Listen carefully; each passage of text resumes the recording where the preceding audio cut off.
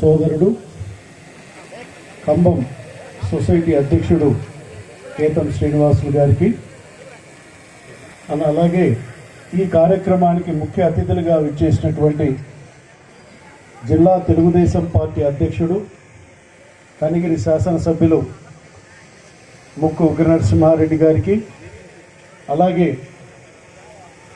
మన జిల్లా head quarter శాసనసభ్యులు కందుల నారాయణ రెడ్డి గారికి,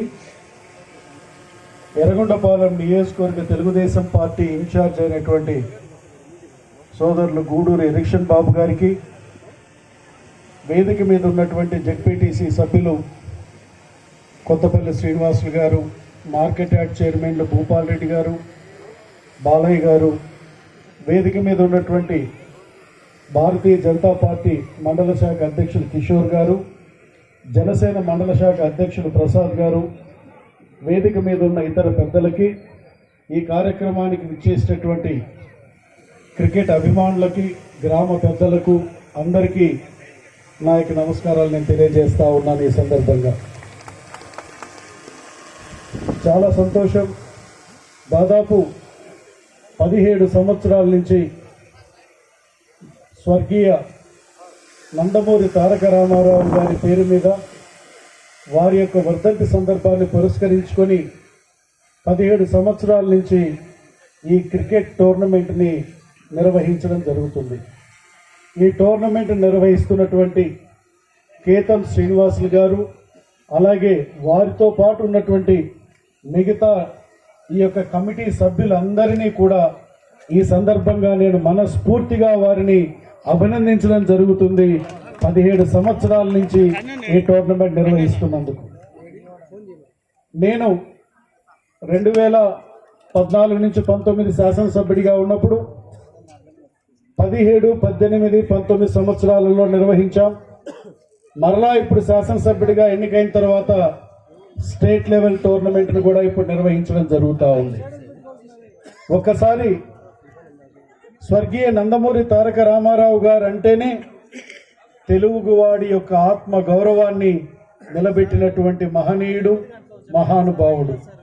అంతకుముందు మనల్ని అందరినీ కూడా మదరాసీలని, మనల్ని తక్కువగా చూస్తున్నటువంటి విధంగా ఉన్న పరిస్థితి నుంచి తెలుగువాడంటే సగర్వంగా మనకి విలువనిచ్చేలాగా తీసుకొచ్చినటువంటి వ్యక్తి స్వర్గీయ నందమూరి తారక రామారావు గారు.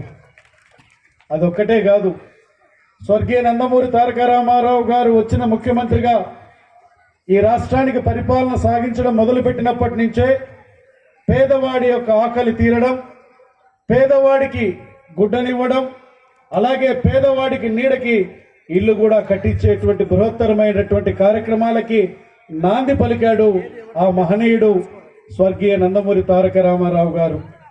ఇదే కాకుండా ఆ రోజే పేదవారికి నెలకింత డబ్బులు పెన్షన్ రూపంలో ఇవ్వాలి అని చెప్పి 30 రూపాయలు ఆ రోజు పెన్షన్ మొదలుపెట్టి ఆ యొక్క పెన్షన్ని, ఆ నానుడిని ముందుకు తీసుకొని పోయి మన తెలుగుదేశం పార్టీ అధినాయకుడు నారా చంద్రబాబు నాయుడు గారు నేడు 4,000 రూపాయలు చేశారు. దానికి నాంది పలికింది ఆ రోజు నందమూరి తారక రామారావు గారు. ఇది ఒక్కటే కాదు, మహిళలు ఈ యొక్క సమాజంలో సగర్వంగా ముందుకు పోయేటట్లు చేసిన వ్యక్తి నందమూరి తారక రామారావు గారు. అప్పటి వరకు ఆడవారికి ఆస్తిలో వాటా హక్కు లేదు. అటువంటి పరిస్థితి నుంచి సమాన వాటా హక్కుని కల్పించిన వ్యక్తి నందమూరి తారక రామారావు గారు. ఈరోజు ప్రతి ఒక్కరం పరిపాలన వికేంద్రీకరణని మాట్లాడుతూ ఉన్నాం. మాకు మార్కాపురం జిల్లా కేంద్రం కావాలని మేమందరము ముక్త కంఠంతో అడిగామంటే దానికి కారణం పరిపాలన వికేంద్రీకరణ కావాలి. జిల్లా సుదూరంగా ఉంది. ఇక్కడ ఉన్నటువంటి పేద బడుగు బలహీన వర్గాల ప్రజలు సమస్యలను కలెక్టర్కో, జిల్లాలో ఉన్న అధికారులకు తెలియచెప్పుకోవాలంటే ఇబ్బంది. కాబట్టి వికేంద్రీకరణ చేయడం ద్వారా మాకు మేలు జరుగుతుందని మనం ఆలోచన చేశాం. అది నందమూరి తారక రామారావు గారు ఆ రోజే పరిపాలన వికేంద్రీకరణకు శ్రీకారం చుట్టారు. సమితులను తీసేసి మండల వ్యవస్థను ఏర్పాటు చేయడం ద్వారా ప్రతి కార్యక్రమం ఆయన ఏది మొదలుపెట్టినా ప్రజల క్షేమం, సంక్షేమం. ప్రతి కార్యక్రమం ఆయన ఏది మొదలుపెట్టినా పేదవాడికి అనుకూలంగా ఉండే విధంగా చేశాడు. అందుకే తెలుగు జాతి ఉన్నంత వరకు ఆ మహనీయుడు చిరస్థాయిగా పేదవాడి గుండెలలో నిలబడిపోతాడని ఈ సందర్భంగా నేను తెలియజేస్తా ఉన్నాను. ఈరోజు ఇటువంటి విధానాన్ని, ఇటువంటి ఆ తెలుగుదేశం పార్టీలో ఉన్నటువంటి తత్వాన్ని ఆయన వారసుడిగా నేడు మన తెలుగుదేశం పార్టీ అధినాయకుడు గౌరవ ముఖ్యమంత్రి వర్యులు నారా చంద్రబాబు నాయుడు గారు ఆయన ఏ విధంగానైతే పేదల కోసం పాటుపడ్డాడో అంతకు మించి రెట్టింపుగా ఈరోజు పేదవారి కోసం తపన పడుతూ ఉన్నాడు. పెన్షన్ 4,000 చేయడం వెనుక ఉన్న ఉద్దేశం అదే. మహిళలకు ఉచిత బస్సు ఇవ్వడం వెనుక ఉన్న ఉద్దేశం అదే. 3 గ్యాస్ సిలిండర్లు ఉచితంగా ఇవ్వడం వెనుక ఉన్న ఉద్దేశం అదే. రైతుకు సంవత్సరానికి కేంద్ర రాష్ట్ర ప్రభుత్వాలు కలిపి 20,000 రూపాయలు ఇవ్వడం వెనుక ఉన్నటువంటి ఉద్దేశం అదే. అలాగే ఏదైతే ఉద్యోగాల కోసం గత ప్రభుత్వంలో అన్యాయానికి గురైనటువంటి యువతని వారికి మేలు చేయాలని తలంపుతో ఉన్నటువంటి గౌరవ ముఖ్యమంత్రి నారా చంద్రబాబు నాయుడు గారు 16,000 పైచీలకు డిఎస్సి పోస్టులే కాదు, నియామకాలే కాదు, ఇప్పుడు ఉద్యోగం కూడా చేస్తా ఉన్నారు. 6,000 పైచీలకు కానిస్టేబుల్ ఉద్యోగాలని అందించి ఈ రోజు ఉద్యోగాలలో వాళ్ళు కూడా ట్రైనింగ్ లో ఉండే పరిస్థితి.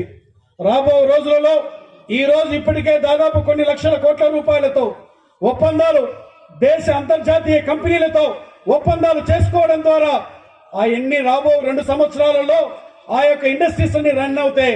మన చదువుకున్నటువంటి పిల్లలు ఉద్యోగం కోసం ఎదురు చూడ పని లేదు, మన తలుపే తట్టబోతుంది. దీనికి చక్కటి ఉదాహరణ మన ఉమ్మడి జిల్లాలో ఉన్నటువంటి కందుకూరులో రామాయపట్నం పోర్ట్ వస్తా ఉంది, ఇండోసాల్ వస్తా ఉంది, బీపీసీఎల్ వస్తా ఉంది. వీటన్నిటి కలిపి 1,70,000 కోట్ల పెట్టుబడులతో ఇవి కంప్లీట్ అయితే 2 లక్షల ఉద్యోగాలు మన పిల్లలకు రాబోతున్నాయి. స్థానికులకు 70% ఇవ్వబోతున్నారు. ఇది ఎన్డీఏ కూటమి ప్రభుత్వం. ఇది పేదవాడికి కానీ, చదువుకున్న వాడికి కానీ, నిరుద్యోగ యువతి యువకులకు కానీ మన ప్రభుత్వం, మన ముఖ్యమంత్రి గారు చేస్తున్నటువంటి మేలులని ఈ సందర్భంగా నేను తెలియజేస్తా ఉన్నాను. ఇక్కడ జిల్లా విషయానికే వస్తే ఇక్కడ ఉన్నటువంటి వేదిక మీద ఉన్నటువంటి అందరం కూడా ఆ రోజు పోరాడాం. ఆ రోజు పోరాడి ఈ జిల్లా రావాలని చెప్పి ముఖ్యమంత్రి గారికి అధికారం వచ్చిన వెంటనే ఆ రోజు అధికారంలో రాకముందు గిద్దలూరులో మొదటగా అనౌన్స్ చేశారు. మార్కాపురం పోయి నేను ఖచ్చితంగా ఇస్తానన్నాడు. ఎర్రగొండపాలెం పోయి ప్రభుత్వం వచ్చిన వెంటనే చేసేస్తానన్నాడు. ఇచ్చిన మాటకి మాట తప్పని వ్యక్తి చంద్రబాబు నాయుడు గారు ఈ రోజు మనకి జిల్లా ఇచ్చేశాడు. రేపు మరలా మనకి జిల్లా ఇచ్చినంత మాత్రాన ఇల్లు అలకగానే పండగ కాదు. ఈ ప్రాంత సర్వతోముఖాభివృద్ధి చెందాలంటే, ఈ ప్రాంత ఆర్థికంగా అభివృద్ధి చెందాలంటే మనకు వెలుగొండ ప్రాజెక్టు రావాలి. వెలుగొండ ప్రాజెక్టుని అతి త్వరలో ఈ సంవత్సరం ఆకారంలో నీరు అందించబోతా ఉన్నారు.